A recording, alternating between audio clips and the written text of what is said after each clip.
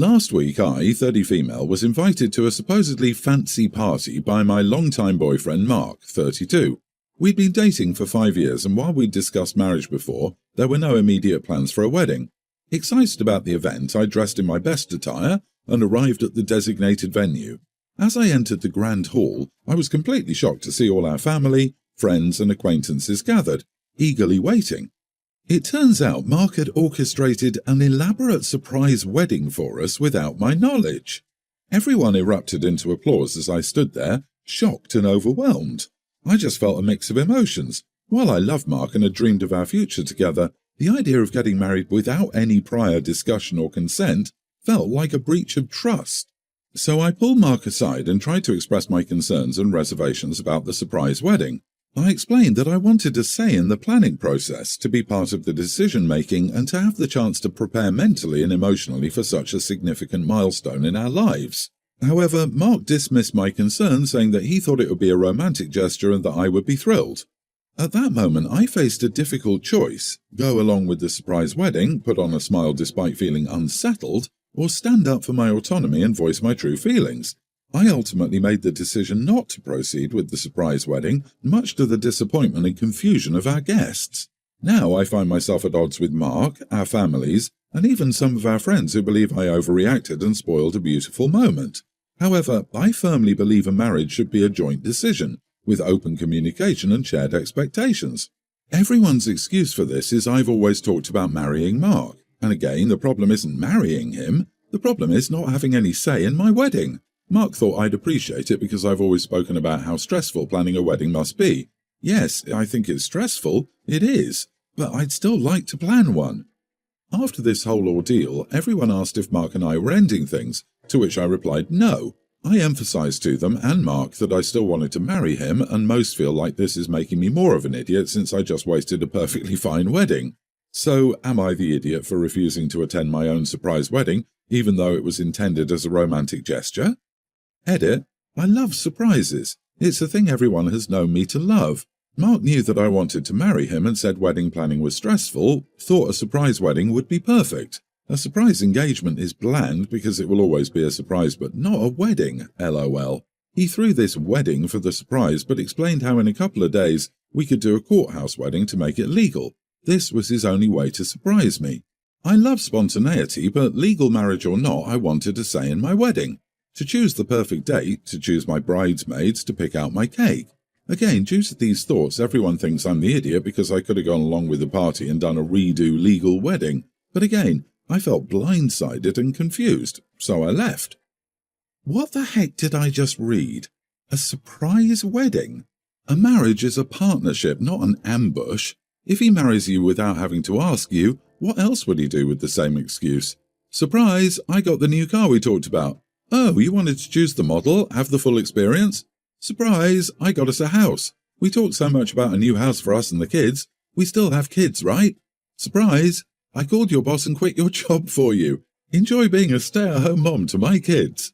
I exaggerate, but you get where I'm going. Make sure you keep control over your own life. I think the house and car are less egregious than a surprise wedding. I think if he showed up with an adopted child and said, surprise, he could one-up himself here. I mean, what we should be doing right now is giving Mark ideas. Honey, get the heck out of that relationship. You are not the idiot 100%. I did go to a surprise second wedding once. It was great and she loved it. But you know, they'd already been married 15 years and it was an anniversary party that she'd organised to celebrate their 15 years. No licence is required. But a first wedding? An OP, unless you told your partner you want a surprise wedding, it's ludicrous to expect you to agree to get married on the spot. I'd also ask all my family and friends if they knew about this. Who told this man this was a good idea?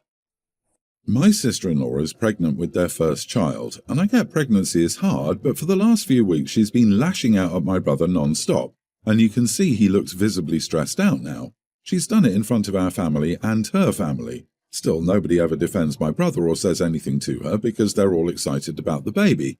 So they're treating her like a queen who can do no wrong. Now, I love my sister-in-law, and we've been like sisters since we grew up together, so I felt comfortable telling her to stop. I spoke up after she started yelling at my brother for making her into a whale. He kept apologising to her, and everybody was coddling her and telling her how beautiful she was and how she didn't look big at all. When we were alone, I told her how she was behaving unfairly and treating my brother badly and stressing him out. I thought she took it well since she said she knew, but apparently not since she started crying to my brother. Everybody is treating me like I'm the devil for making her cry. My brother told me to stay out of his marriage and to mind my own business because I didn't understand what she was going through, and he said I was causing her stress. I tried to explain that I wasn't trying to hurt her, but I felt like she was being mean, which hasn't helped the situation. Am I the idiot? Not the idiot. I've never seen any friends or family of mine who've had children treat their partner like that while pregnant. She's completely out of line, and your family should be ashamed for treating you like that, for defending your brother, which they also should be doing. Your brothers are spineless for lashing out at you like that.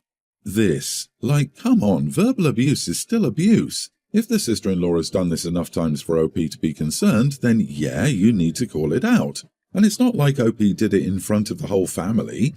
OP waited until they could talk to sister-in-law privately, share their concerns, and sister-in-law made mountains out of molehills.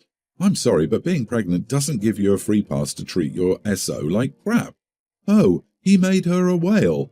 Also, assuming this was a planned pregnancy, he didn't make her do anything. They did it together.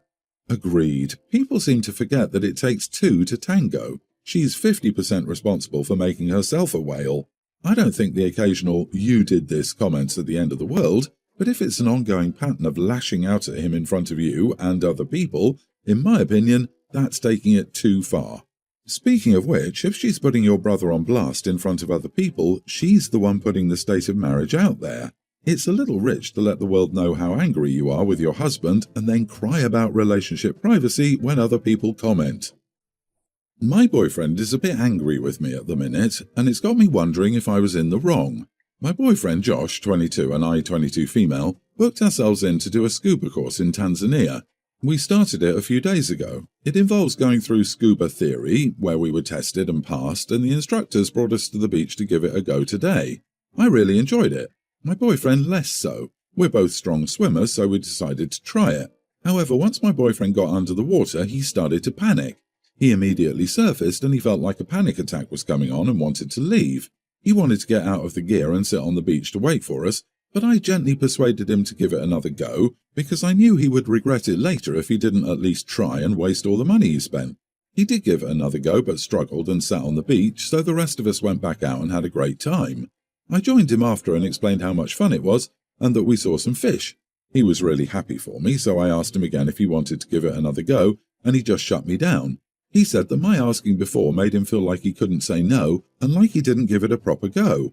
I argued that he didn't even make it out into deeper water to put the things we learned to use. He maintains that he didn't want to have a panic attack in the deeper water and to put us in danger, and it's not my place to say whether he tried properly or not, because he thinks he did. Was I an idiot? I asked out of a good place because he looked so excited about the fish. I also don't think my asking him to try again was a big deal, because he's done this with other similar adventure activities we've tried and constantly laments he regrets not fully committing to the activity. Edit, he never had a panic attack under the water, he came up before he actually had one. That's why I gently asked him to dive again before he decided to sit out. You are the idiot, not for asking him to scuba dive again, but for later trying to argue that he didn't try hard enough. He's right, it's not your place to say. Your boyfriend did a sensible thing. His having a panic attack underwater could have put others in danger, not just himself. Also, I do get a small sense of you rubbing it in his face that you had a great time and he missed out. Who cares about fish anyway? I mean, taunting the boyfriend with the fish was icing on the cake of humiliation. I'm just as happy watching things from above the water's surface. Your boyfriend almost had a panic attack underwater, and you asked him to do the thing that almost gave him a panic attack again. How is this even a wise decision? You never force a person beyond their comfort zone unless you wish to create problems.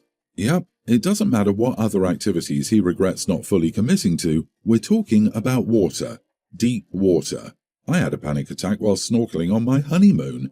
My husband and our guide got me out of the water as fast as possible, and no one tried encouraging me to give it another go because the money would be wasted.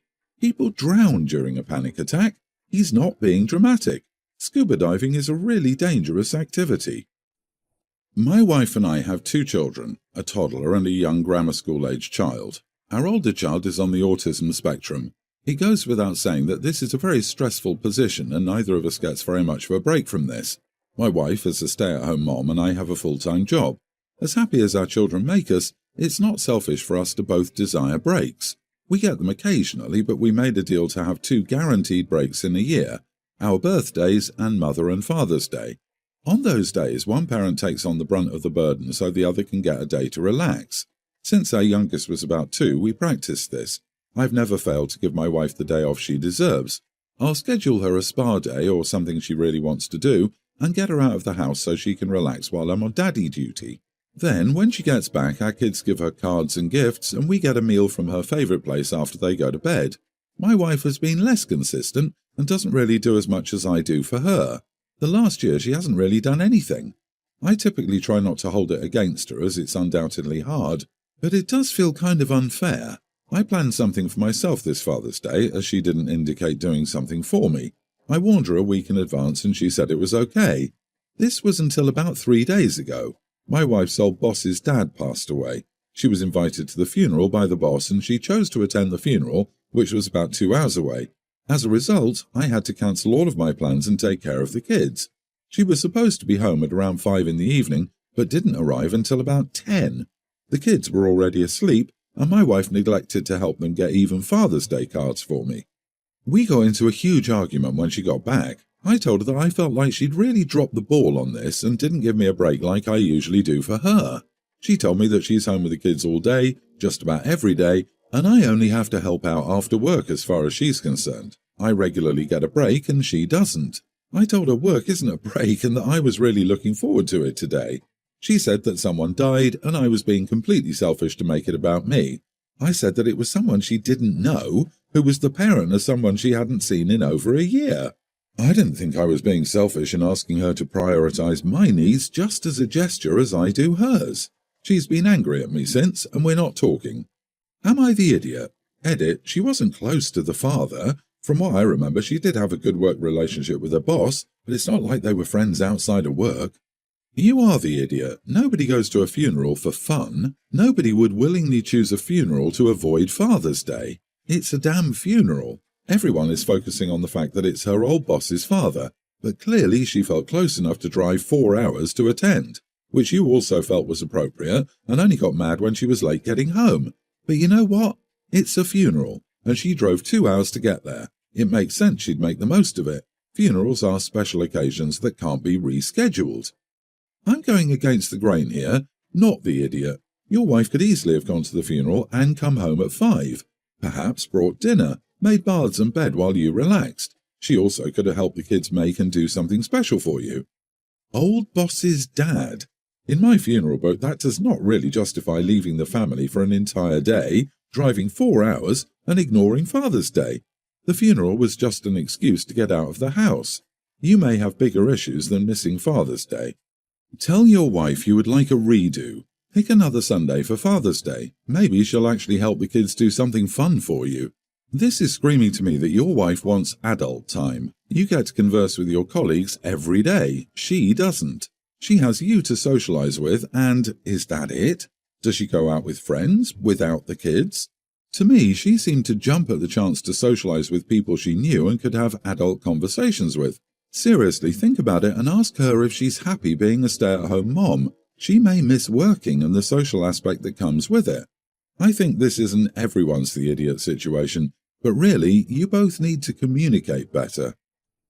Originally, my family wasn't even invited to come, but my boyfriend thought he'd be nice and invited them. I wanted to go to my favourite Moroccan restaurant that does these amazing shared tagine dishes. It was agreed upon, and we decided to make reservations and go. The day my dad and youngest brother decided they didn't like the menu, or it was too expensive for them to eat, there was a custom meal for them. I told my mom this was my birthday and I'd look forward to eating there for months. So if they wanted to bail, they could. I'm going and my boyfriend is going. My mom started complaining that we could pick something different for my birthday dinner. I said that's fine if they were willing to pay for my boyfriend and I could still go to the Moroccan restaurant. My mom called me ungrateful for not accommodating my whole family on what was my birthday. I should have picked a normal restaurant and this whole mess could have been avoided. I told my mom I didn't even want them there in the first place, but my boyfriend was being polite. My mom called me a selfish witch and refused to give me even a gift now. Am I the idiot for insisting on the food I want for my birthday? I should have picked a normal restaurant. There it is. I grew up in a family like this. I spent too many damn years of my life having Denny's for my birthday dinner to keep my grandparents happy.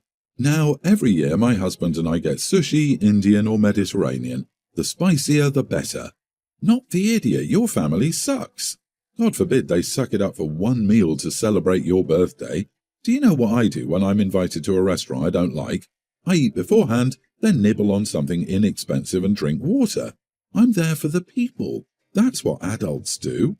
I'm sorry this is how things played out. How family can mess up the best-laid birthday plans is amazing. It's your birthday, eat where you want. Your boyfriend was being nice to invite your family in the first place. He's a keeper. My mom called me a selfish witch and refuses to get me even a gift now. And you think you're the idiot? She's just given you the greatest gift, the opportunity to not be part of your life, and OP, if you're able to, I'd recommend taking it. Happy birthday. Enjoy, and next year, tell boyfriend, let's just do us.